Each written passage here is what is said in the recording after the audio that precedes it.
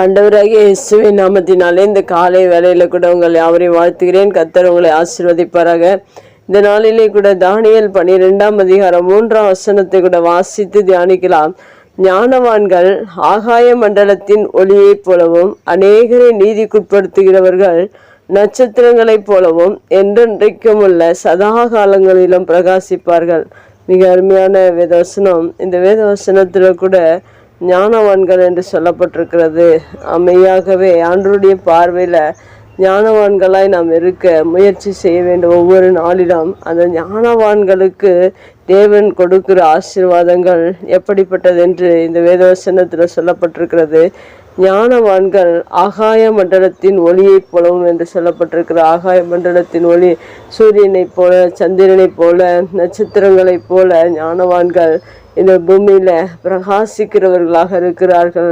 இன்றைக்கு அநேக மனிதர்கள் இருளில் இருக்கிறார்கள். ஆனால் ஞானவான் என்று சொல்லும்போது வேதத்தின் அடிப்படையில் வேதத்தில் இருக்கிற ஞானத்தை பெற்றுக்கொள்ள வேண்டும். கர்த்தருடைய வார்த்தைகளுக்கு கீழ்ப்படிந்து நடக்கிறவர்களை தான் இந்த வேதத்தில் ஞானவான்கள் என்று சொல்லப்பட்டிருக்கிறது. அப்படிப்பட்ட ஞானவான்கள் ஆகாய மண்டலத்தில் ஒளியைப் போல பிரகாசித்து கொண்டிருக்கிறார்கள்.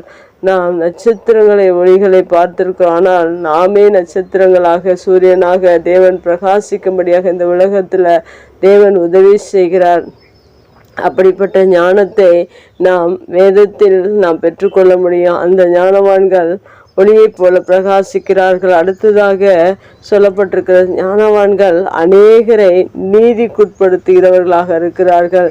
என்றால் வேத ஞானத்தை கொண்டு அநேகரை நாம் நீதிக்குட்படுத்த முடியும். அந்த ஞானத்தை நாம் ஒவ்வொரு நாளும் வேதத்தில் இருந்து நாம் பெற்றுக்கொள்ள முடியும்.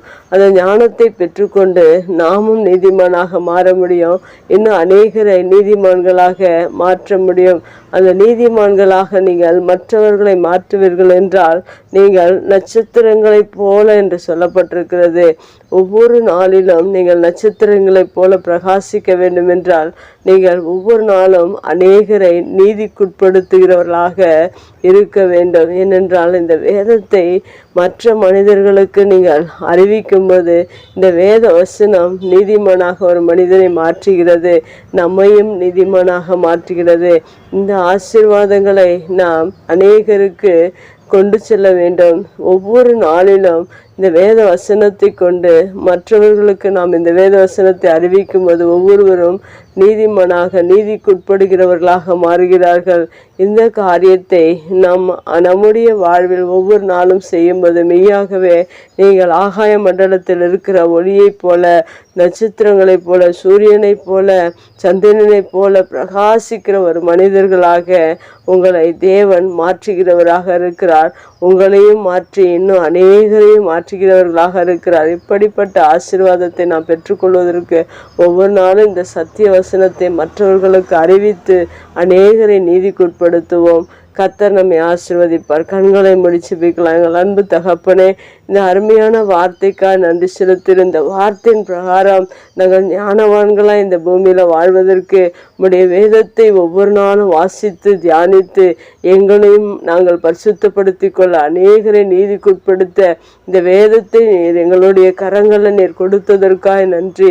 இந்த வேதத்தை கொண்டு எங்களை பரிசுத்தப்படுத்தி கொண்டு அநேகரை நீதிக்குட்படுத்தும் போது நீர் எங்களை ஆகாய மண்டலத்தில் இருக்கிற ஒளியைப் போலவும் நட்சத்திரங்களைப் போலவும் நீர் மாற்றுவேன் என்று சொல்லியிருக்கிற இந்த ஆசீர்வாதத்தை நாங்களும் பெற்றுக்கொள்ள, நாங்களும் நட்சத்திரங்களாய், சூரியனாய், சந்திரனாய் நாங்கள் இந்த பூமியில மற்றவர்களுக்கு ஒளியை கொடுக்கிறவர்களாக, மற்றவர்களுடைய வாழ்க்கை இருளில் இருக்கிற ஜனங்களை வெளிச்சத்தில் கொண்டு வருவதற்காக, துன்மார்க்கத்தில் இருக்கிற அநேக ஜனங்களை நீதிக்குள்ளாக கொண்டு வருவதற்காக நீர் ஆண்டவரே இந்த வேதத்தை எங்களுடைய கரங்களில் கொடுத்திருக்கிறதற்காக நன்றி.